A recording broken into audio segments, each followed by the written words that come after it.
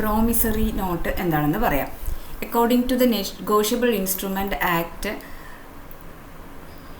1981, a promissory note is defined as an instrument in writing, not being a banknote or currency note, containing unconditional undertaking signed by the maker.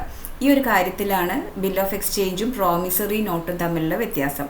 അവിടെ unconditional, അതായത് bill of എക്സ്ചേഞ്ചിൽ unconditional order എന്ന് പറയുന്നിടത്ത് promissory നോട്ടിൽ unconditional undertaking, ഞാൻ കൊടുക്കാം എന്ന ഒരു പ്രോമിസാണ് കൊടുക്കുന്നത്. അതുകൊണ്ടാണ് ഇതിൻ്റെ പേര് പ്രോമിസറി നോട്ട് എന്ന് പറയുന്നത്. സോ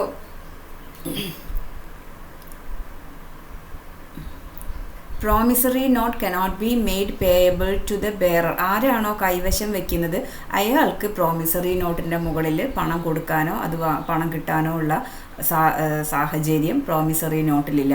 അതേസമയം ബിൽ ഓഫ് എക്സ്ചേഞ്ചിൽ അതിൽ പേരെഴുതിക്കുന്ന ആളോ അതല്ലെങ്കിൽ ആരുടെ കൈവശമാണോ വെച്ചിരിക്കുന്നത് ആ ആൾക്ക് അതിൻ്റെ മുകളിൽ പണം ലഭിക്കാനുള്ളൊരു സാഹചര്യമുണ്ട്.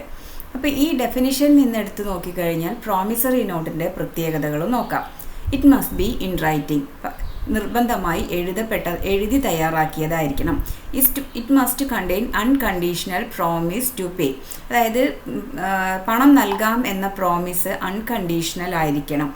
പ്രത്യേകിച്ച് കണ്ടീഷൻസ് ഒന്നുമില്ല, അത് സംഭവിച്ചാൽ ഇത് തരാം അങ്ങനെയല്ല, ഇന്ന സമയത്ത് ഞാൻ തരാം എന്ന് ഉള്ള അൺകണ്ടീഷണലായിട്ട് ഉപാധികളില്ലാത്ത പ്രോമിസ് ആയിരിക്കണം.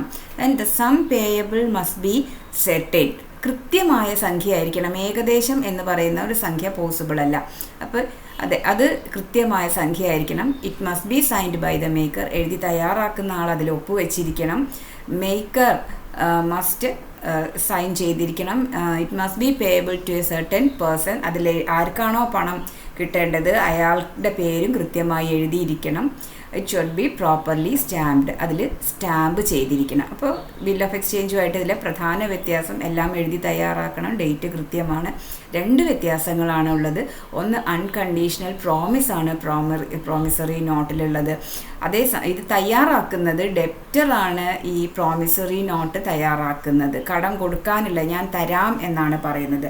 അതേസമയം ബിൽ ഓഫ് എക്സ്ചേഞ്ച് ഞാൻ നിർദ്ദേശിക്കുന്ന ആൾക്കോ പണം കൊടുക്കണം അല്ലെങ്കിൽ തരണം എന്ന ഓർഡറാണ് തയ്യാറാക്കുന്നത്. അപ്പോൾ എഴുതി തയ്യാറാക്കുന്ന ബിൽ ഓഫ് എക്സ്ചേഞ്ച് ക്രെഡിറ്ററാണ് തയ്യാറാക്കുന്നത്, പ്രോമിസറി നോട്ട് ഡെപ്റ്ററാണ് തയ്യാറാക്കുന്നത്.